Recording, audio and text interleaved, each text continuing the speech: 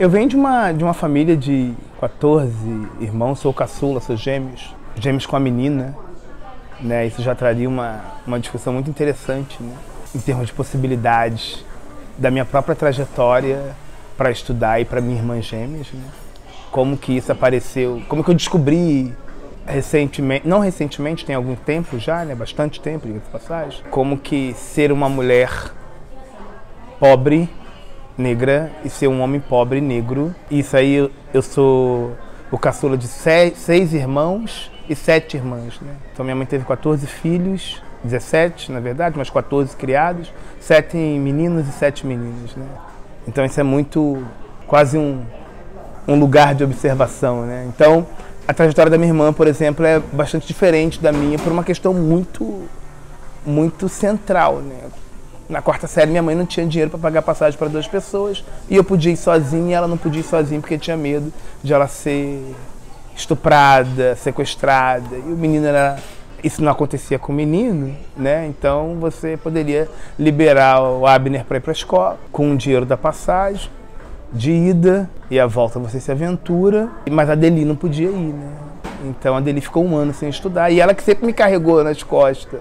Na escola, que copiava meu DB, que eu era lento, que me ensinava em casa e tal, ela perdeu o estímulo e desde então ela ficou sem estudar, né? Ela não terminou o ensino médio. E eu estou fazendo doutorado nos Estados Unidos, né? Então, isso dá para perceber na micro-relação ali no ambiente da casa, né?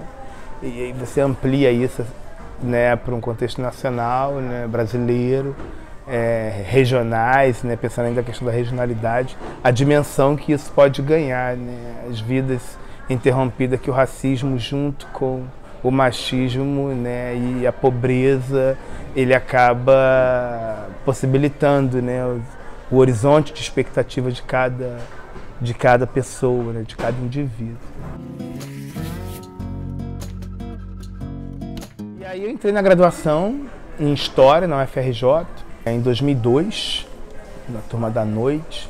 Já trabalhava como professor de escola fundamental, dava aula de 1ª a 4ª série há 3 anos. Entrei para a graduação, ao mesmo tempo que eu estava fazendo a graduação em História, eu comecei a dar aula de História.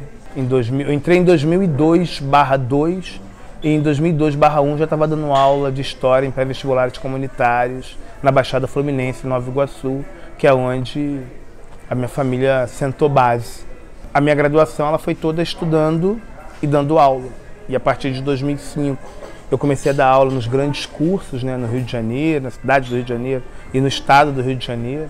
Então era uma coisa meio de organizar, né, e de se adaptar a essa dinâmica de trabalhar pra caramba, estudar de menos naquilo que você gostaria de estudar. De menos no sentido assim, eu estudava bastante, sacrificando meus finais de semana e minhas madrugadas, né? Isso é uma outra questão, né, para quem estuda e trabalha ao mesmo tempo, né? Porque você sacrifica de forma séria, né? Não é você deixar de pular um carnaval, deixar de ir à praia um dia. Assim.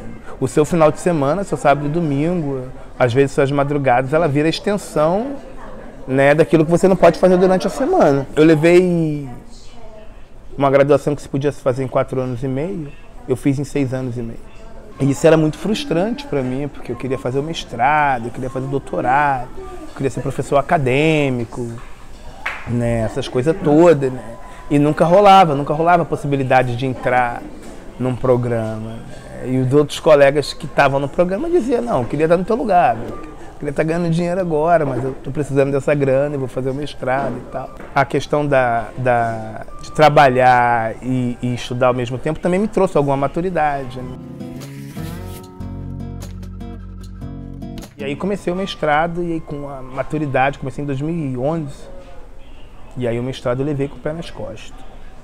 Eu fiz um mestrado assim, maravilhoso, assim, para minhas possibilidades, assim, do que eu esperava. Não as possibilidades, mas expectativas, né? Então foi uma coisa bem bacana, né? Muito forte, fiz um trabalho bastante expressivo, no sentido de trazer uma temática, uma região que é a Baixada Fluminense. Eu estudei movimentos populares na Baixada Fluminense, no contexto da ditadura militar, associando junto com a atuação da Igreja Católica, né, em São João de Meriti, Duque de Caxias e principalmente Nova Iguaçu. Peguei movimentos populares de bairro e a ação de integrantes da oposição, em alguns casos armadas, que passaram a fazer, a partir de um dado momento que eles chamavam de trabalho de bairro, e aí a galera da ala, né, vermelha sobretudo, né, elas migram para essas regiões e a Baixada Fluminense foi um desses lugares.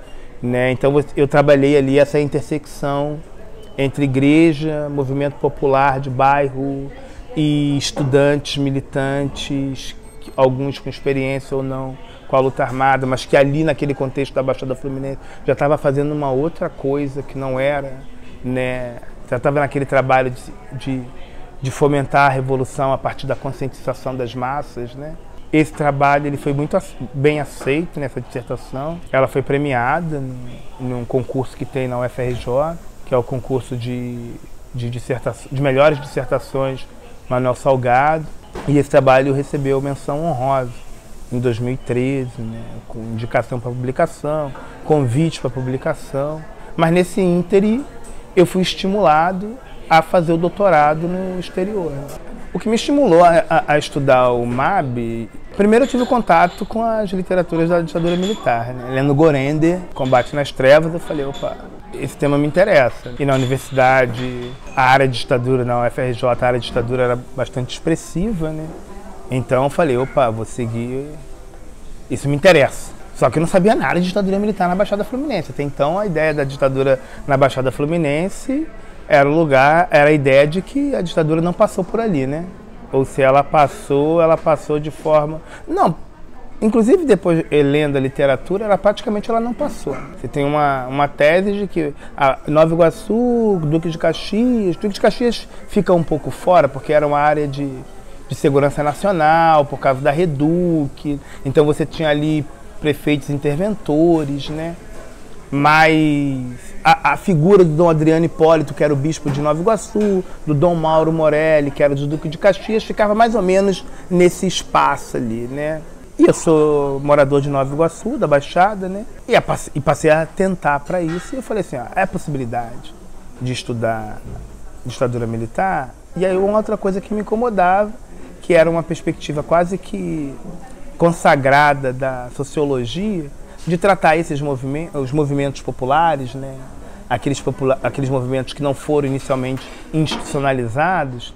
E isso também vem de uma tradição dentro da literatura que a gente poderia chamar de marxista clássica, né? Pelo menos até os anos 60, 70, que chegou aqui no Brasil, né? Porque o Thompson renova isso, o trabalho do Thompson é de 63, mas ele só vai chegar no Brasil quase 20 anos depois, né? Havia essa ideia de que esses movimentos populares eles eram menores dentro como ator político, né? Ele tinha um papel de ator político, mas ele era um ator político menor, né? Ele não tinha proeminência, ele tinha quase um lugar de um projeto interrompido, né? Aqueles movimentos que tinham reivindicações menores, que eram reivindicações locais, como trocar a lâmpada, e isso não era entendido no campo da política. Ou se era entendido no campo da política, vinha daquela tradição de uma política que a historiografia ainda trata, né? Com algumas exceções, né? De tratar aquela política da Primeira República como a não política, né? Uma política ruim, vamos dizer assim. E esses movimentos populares da Baixada Fluminense ou das periferias, isso aconteceu também em São Paulo. A sociologia da USP está estudando movimentos para melhoramento em São Paulo nos anos 50 e está tendo essa mesma perspectiva que não no senso comum, mas que no grosso a sociologia vai tratar, né?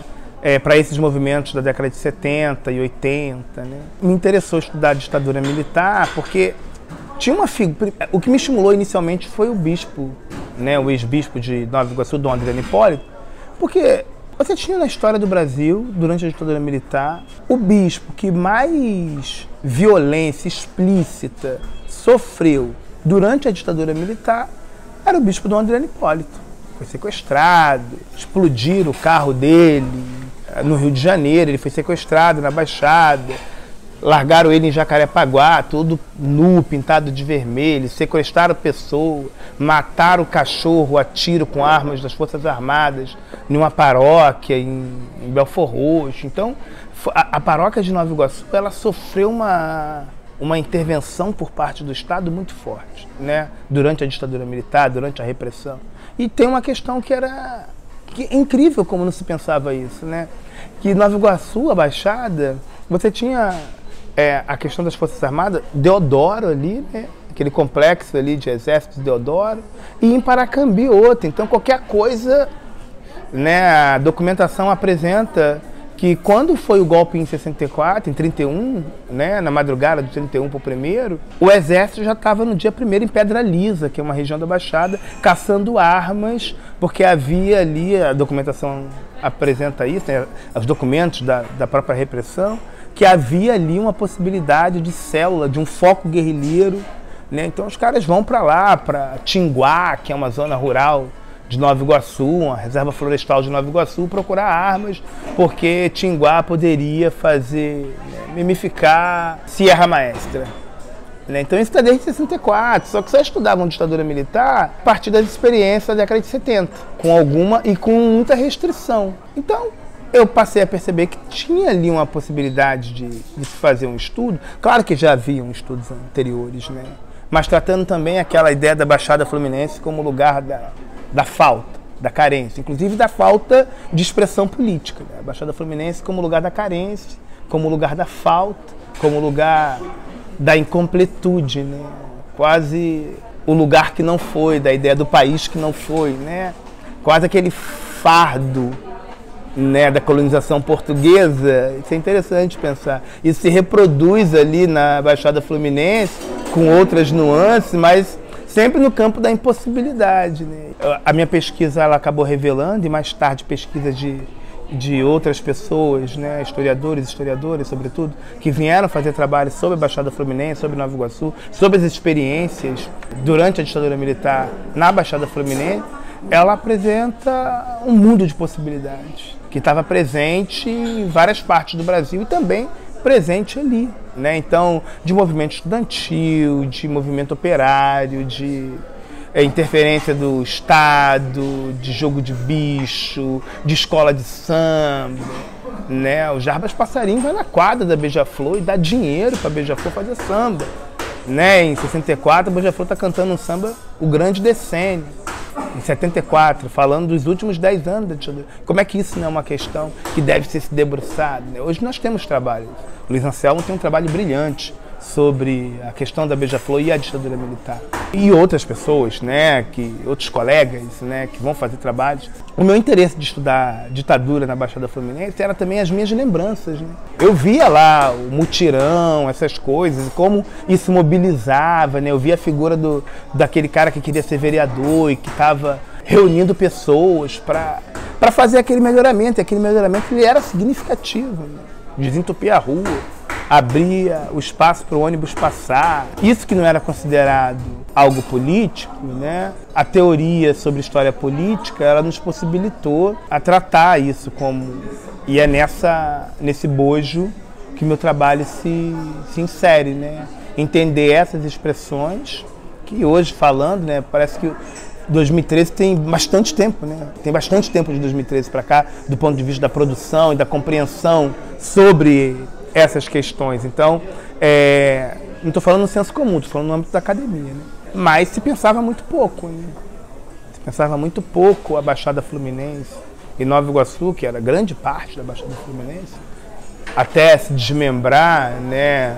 E surgir novos outros bairros a partir dos anos 50, 60, né? Nova Iguaçu era quase a Baixada, com exceção de Nilópolis e Duque de Caxias, né? Então, o trabalho ele vai nessa linha de buscar analisar as relações entre o aparato repressivo na ditadura militar, tanto o que a gente chama de comunidade de informação, que foram aqueles órgãos responsáveis pela produção de investigação, de espionagem, né?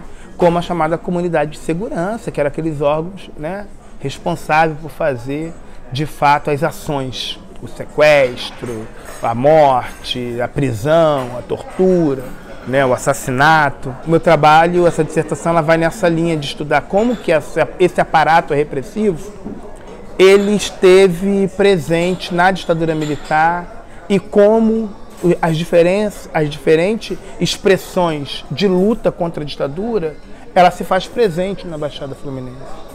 E ela não se faz presente só como para constar, ela é uma possibilidade.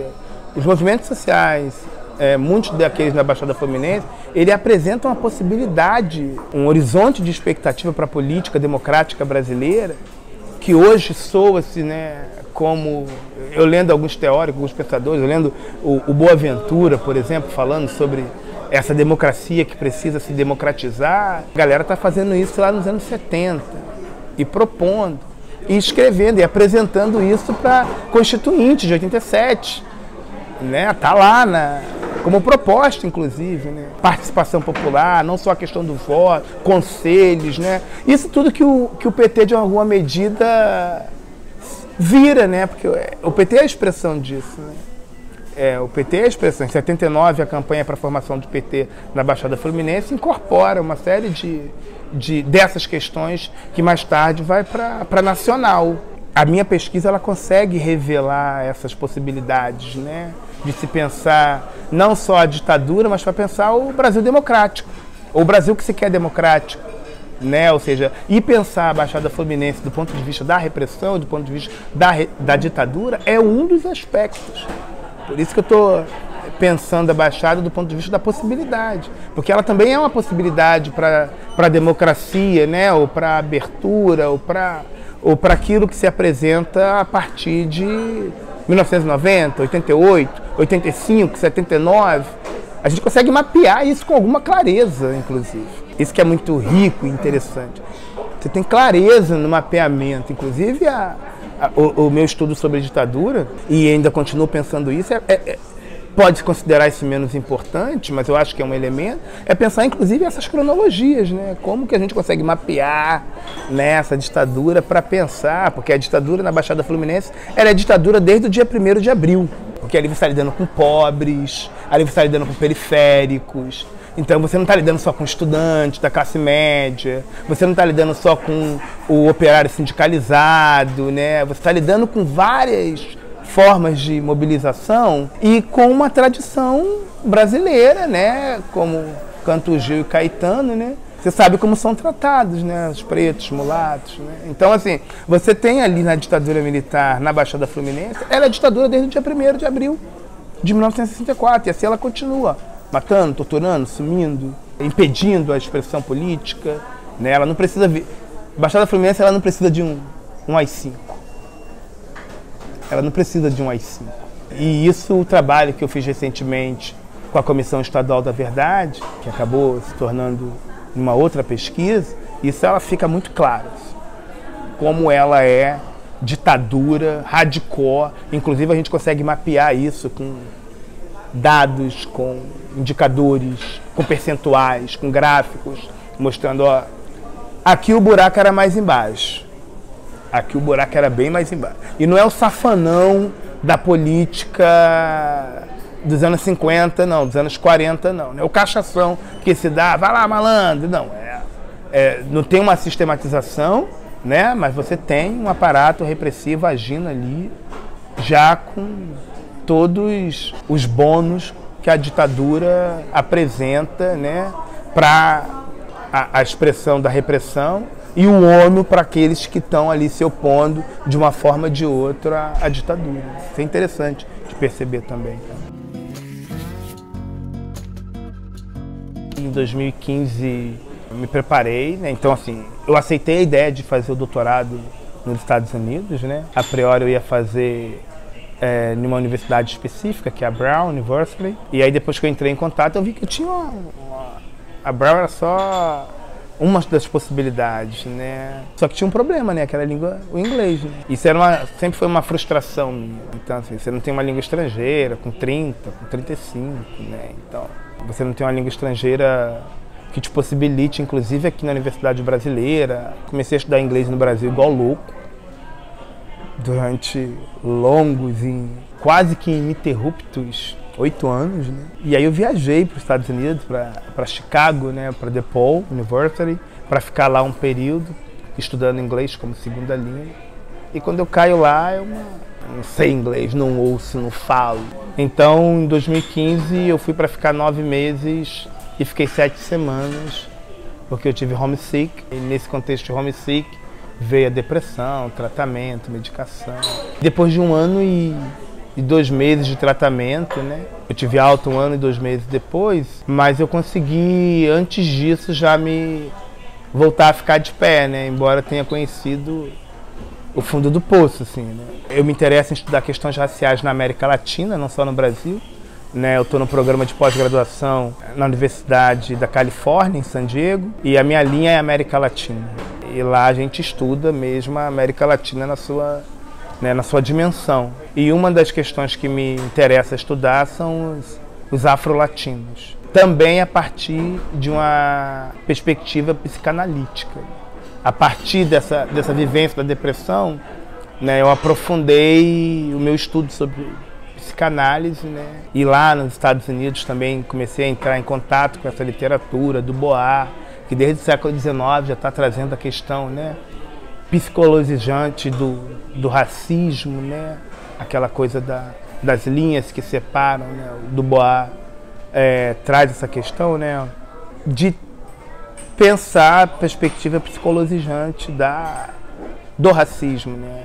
E eu também estou interessado nessa pegada. E aí eu fiquei me preparando durante 5 anos para passar para o doutorado, 4 anos. Objetivamente mesmo, 5 anos. Mas desde 2013, quando eu terminei o mestrado, né, foi aquela coisa de focar mesmo para me preparar para o doutorado. Eu passei em 2018. Tem sido uma experiência incrível. Eu costumo dizer que é um carrossel de emoções, né? Porque até então já estava ocupando alguns dos espaços aqui dentro do Rio de Janeiro, sobretudo, né?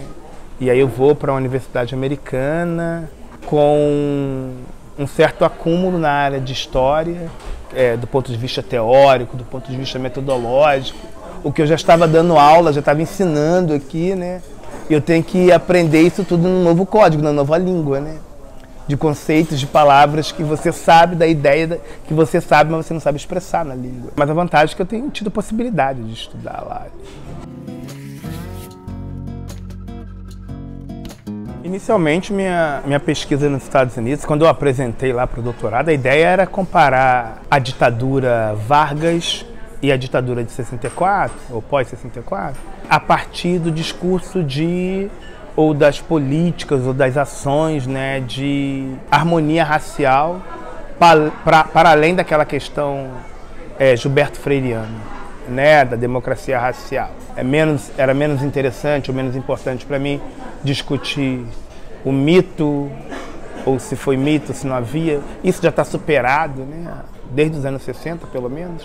A minha questão era pensar como que esse Estado, a partir da ideia de harmonia racial, para não usar a ideia de democracia racial, até porque, como os estudos têm apontado, a ideia de democracia racial ela começa a aparecer propriamente enquanto ideia, conceito, só quase no final do Estado Novo, 43, que começa a surgir, né? O Antônio Sérgio Guimarães já tem apontado para essa questão do Estado Novo. A Jessica Graham, que é uma professora da Universidade da Califórnia de San Diego, vai acabar de publicar um livro. Eu trabalhei como assistente de pesquisa, trabalhando no livro, né, no manuscript. O trabalho dela é comparando justamente a ditadura Vargas, a Alemanha nazista e os Estados Unidos de Roosevelt, com essa questão da democracia racial já no final do Estado Novo, né? Então a minha ideia era, para além dessa questão da ditadura, dessa questão Gilberto Freiriana, da democracia racial, é pensar a mobilização a partir desses aparatos repressores, tanto na ditadura Vargas quanto na ditadura de 64. Por isso que eu não usava o conceito de democracia racial, porque eu ia pegar Vargas desde os 30, então não dá para falar de democracia racial, a ideia de democracia racial, em 1933, por exemplo, em 34. Ainda que a Constituição de 34, ela traga, me parece no parágrafo 132, no artigo 132, ela traga que a proposta da educação brasileira é fazer uma educação eugênica. Isso está lá na Constituição de 34. Uma educação eugênica. Então essa era a minha pista, né? Qual é a ideia de se fazer uma educação eugênica? Junto disso, qual é a ideia de harmonia racial pensada dentro de uma ditadura, seja ela a de Vargas, seja ela após 64? Então meu projeto ele vai inicialmente na tentativa de pensar isso a partir dos ministérios, a partir do Ministério da Educação, Ministério da Saúde, né, pensar isso a partir da própria polícia, do aparato repressivo, né, das duas ditaduras, pensar isso naquilo que a gente poderia chamar de expressão da cultura negra. Como que os centros de Umbanda e Candomblé, de matriz, lidou com essa ditadura lidou com eles no período. Claro que a gente sabe que as religiões de matriz africana têm um histórico de perseguição, de proibição, né? A gente tem inúmeros trabalhos sobre isso, né?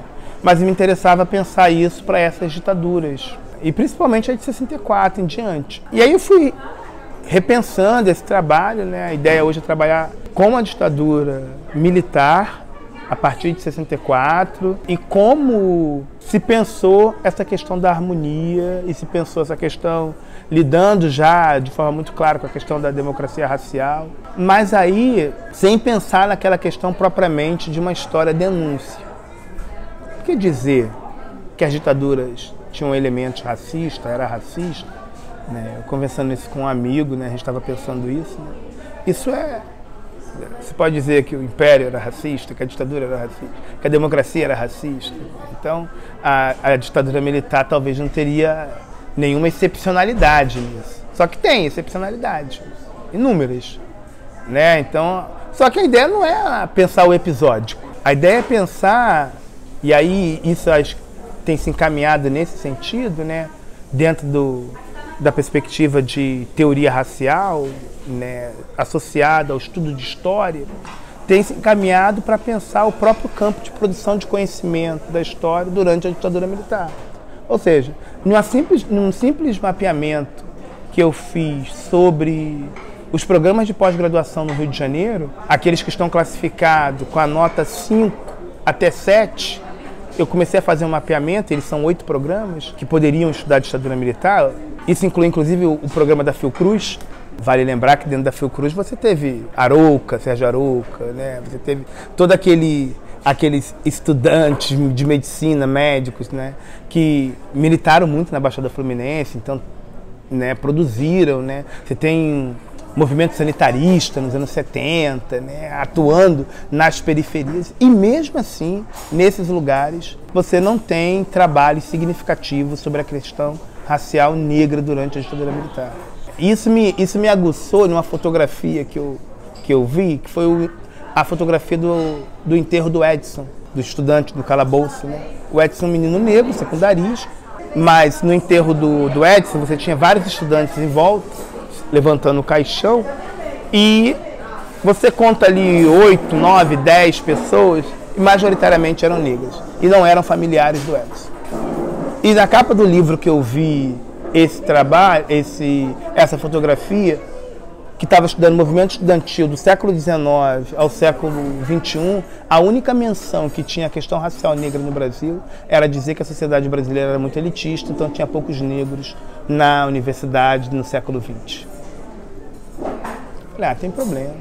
A gente está com um problema de ótico, no mínimo ótico, que a coisa está ali e a gente não consegue ver. Só que isso é um problema teórico quando a gente pensa na perspectiva acadêmica de produção de conhecimento. Isso não é só a questão ótica, né? É uma questão de abordagem, né?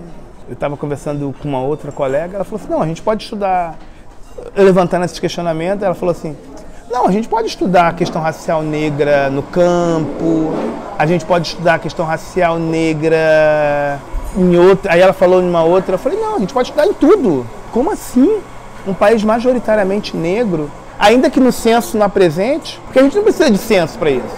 Porque em 1970, a ditadura militar, para minimizar a discussão racial, ela tira do censo a categoria de identificação racial. Aí você acaba com preto, com branco, Porra, mas os caras não são abduzidos, né? Nem o branco, nem o indígena, nem o negro, nem... Pra gente pensar, né? O mestiço, o mulato, aquelas categorias censitárias que já é problemática em si, já apresenta pra gente algumas possibilidades para pensar, inclusive, a nossa forma de lidar com isso, né? Então você não precisa ter, de acordo com o censo de 2010, mais de 50% da população é negra. Não, você não precisa dar autodeclaração. Você cria um problema, inclusive, quando você sai lá em 1980, que você tem aproximadamente 180 categorias de pessoas negras e brancas se identificando. Ah, eu sou branco leite, eu sou marrom bombom, eu sou musgo, né? Então você tem essa questão que está premente ali durante toda a ditadura militar. E aí, voltando para a questão da academia, porque mesmo estudantes, né, negros e negras, professores negros e negras, na história que eu estou me referindo, no Rio de Janeiro que eu estou me referindo, isso é uma questão que passa batido. Claro que não precisa. E aí se torna mais problemático ainda quando você tem... Porque não é uma obrigação das pessoas negras estudarem questão racial negra, né? Não é uma imposição. Não é uma imposição do ponto de vista acadêmico, acaba sendo uma imposição do ponto de vista da vida, né? De você pensar a sua experiência, de você se pensar dentro desses espaços, de você pensar a sua própria, né, forma de circular nesses espaços. Isso se torna obrigatório nesse sentido, né? Não é nem obrigatório, se torna urgente. É uma tentativa de quase autoentendimento. Mas mesmo estudantes não negros, eles poderiam e devem. Você tem isso nos Estados Unidos, por exemplo. Os caras que estão estudando questão racial negra no Brasil, majoritariamente não negros. E fazendo trabalhos maravilhosos, levantando questões maravilhosas e abrindo não só clarões ou brechas, né, mas escancarando assim, sabe? E aqui a gente não consegue fazer isso. A PUC, o programa da PUC é de 85, e aí quando você mapeia lá na PUC, que é um programa intitulado História Social da Cultura, você tem uma dissertação e uma tese sobre isso, que passa por isso. Agora que surgiu mais outra. Você vai na UFRJ, nenhuma.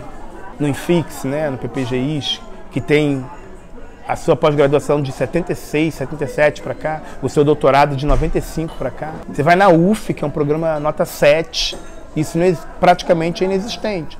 Mas o pessoal da educação está estudando isso, o direito está estudando isso, a sociologia está estudando isso, né? Mas a história... Então a ideia é trabalhar também essa perspectiva do racismo institucional na produção do conhecimento no campo da história e como isso impacta não pessoas negras exclusivamente, né? Porque a gente está pensando nisso dentro de uma perspectiva sistêmica.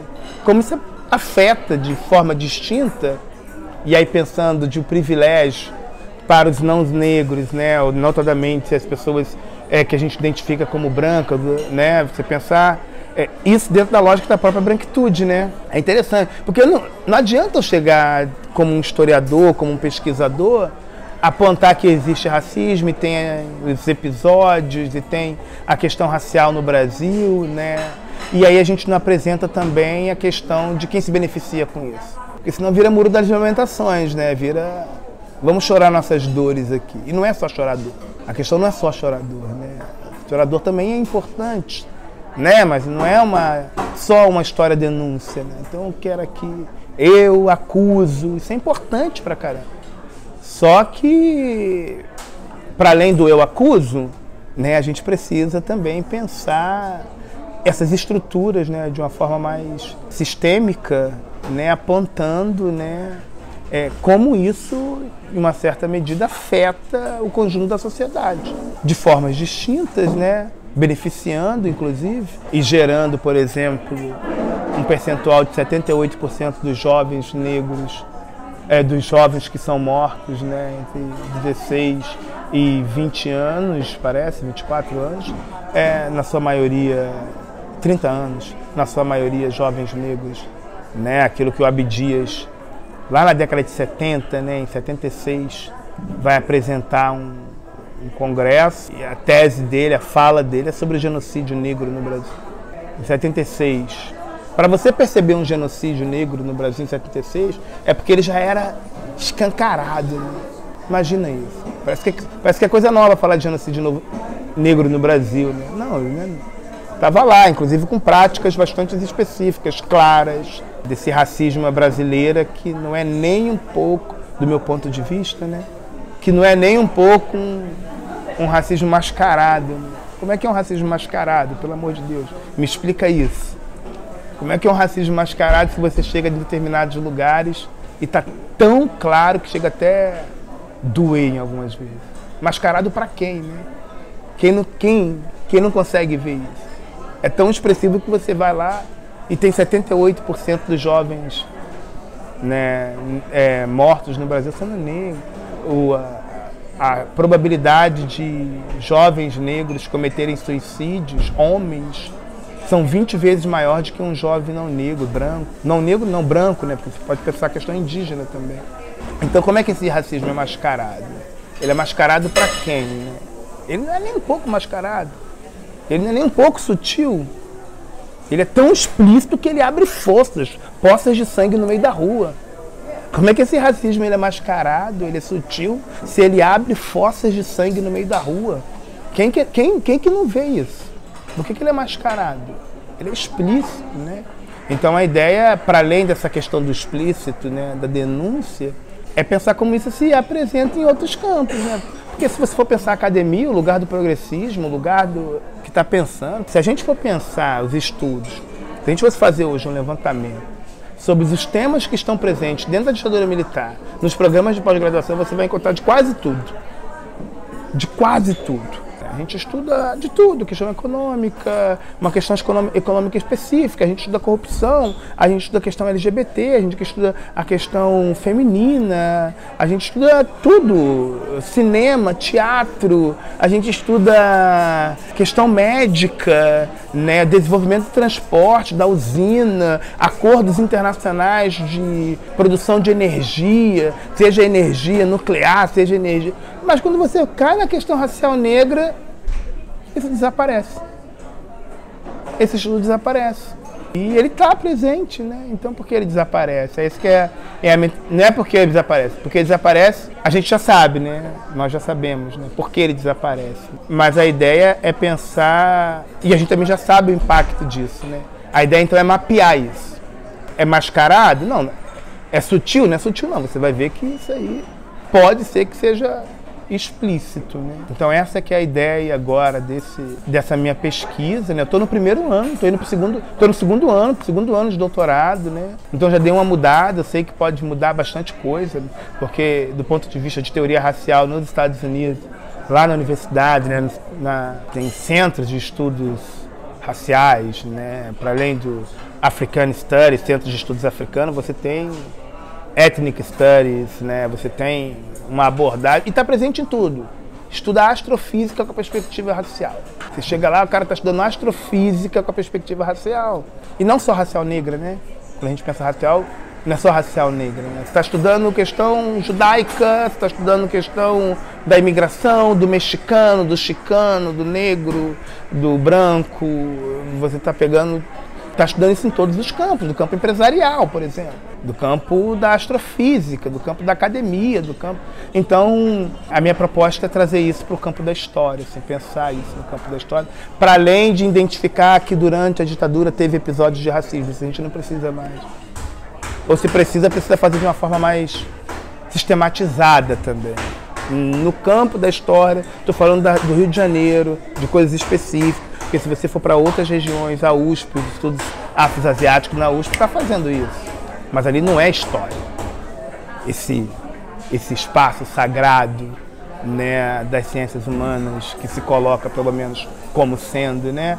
Então, se você for na UFBA, estão fazendo isso, se você for, né, mas quase sempre no campo da escravidão, né, do mundo do trabalho, mas diluindo também o negro no mundo do trabalho, né? Então, a ideia é um título de um artigo da Tula Pires, que é uma professora do direito da PUC, e ela tem um artigo que é fantástico, pegando a ditadura militar no Rio de Janeiro, sobre a questão racial, que é Colorindo Olhares, pensando essas várias epistemes, essas várias possibilidades de se pensar o Brasil, a partir da perspectiva indígena, judaica, negra, cigana, e por aí você vai, né? Pensando nisso na perspectiva de raça que eu estou falando, né? Ou étnico-racial, para não usar o termo raça cru. A minha ideia, eu estou seguindo assim, o que a Tula está trazendo, o que eu tenho visto e aprendido lá nos Estados Unidos. Porque quando chega lá nos Estados Unidos, você tem trabalho sobre questão racial negra durante a ditadura militar brasileira. Lá tem, que não chega pra gente, que está em inglês, que não é traduzido. Agora que o livro da Paulina Alberto, Termos de Inclusão, que ela pega do início do século XX, intelectuais negros durante o século XX, ou ela varre quase todo o século XX, mas ela pega na Primeira República, né, e depois ela vai mudando só, mas mantendo sempre o eixo da questão racial negra, para além do negro enquanto aquele que recebe de forma violenta, mas aquele que está propondo a sua inclusão, né? O livro da Paulina Alberto, que foi publicado, se eu não me engano, em 2011, ele foi traduzido agora e publicado agora em português esse ano no Brasil, 2017, final de 2017, 8 anos depois. Mas só que tem outros lá que estão há 15 anos e com trabalhos maravilhosos, né? E com pesquisas maravilhosas. Então não são trabalhos de pesquisa, né? Do ponto de vista teórico também, bastante, que contribuiria muito para a gente pensar isso que eu estou conversando aqui, trazendo aqui, né? Então essa que é a perspectiva dessa pesquisa, pensar a ditadura de 64, mas também pensar a oficina do historiador, né? Pensar aquela ideia de como que a gente está produzindo o conhecimento a esse respeito.